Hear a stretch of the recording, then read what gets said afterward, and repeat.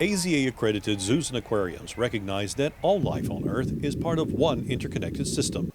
Animals, plants, and humans are all affected by changes in our environment, and one of the biggest challenges we face today is climate change. So you might wonder, what's causing the climate to change? It's simple, really.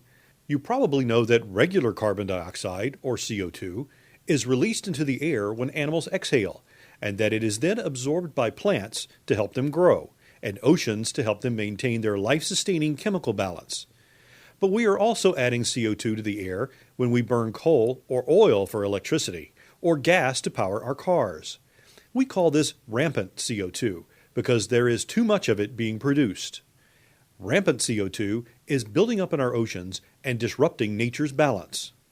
Rampant CO2 is also building up in our atmosphere, where it surrounds our planet and acts much like a blanket which traps heat. As we add more and more CO2, it increases the heat-trapping blanket effect, resulting in climate changes that are already affecting us and many species of animals, even those that can be found near you. For instance, did you know that the delicate balance of our ecosystem is being disrupted by climate change? Salmon are one species that is affected right now. Salmon rely on freshwater rivers at the beginning and the end of their life cycles, spending the in-between years feeding and growing in the ocean. These rivers where salmon are born and where they return to spawn are changing due to a warmer climate. Higher temperatures means less snowfall, which means the rivers are at lower than normal levels. The reduced stream flows jeopardize the migration to and from the ocean. This means fewer salmon are surviving to reproduce, in turn affecting many species that rely on them for food, including humans. But it's not too late to take the kind of steps that are needed to manage the problems facing our environment. We know that the majority of Americans are concerned about climate change, but many feel overwhelmed by it, or think they're too busy to address it. Fortunately, it doesn't take a lot of effort to protect wildlife if we work together. Did you know that more than 180 million people, like you, visit AZA-accredited zoos and aquariums each year?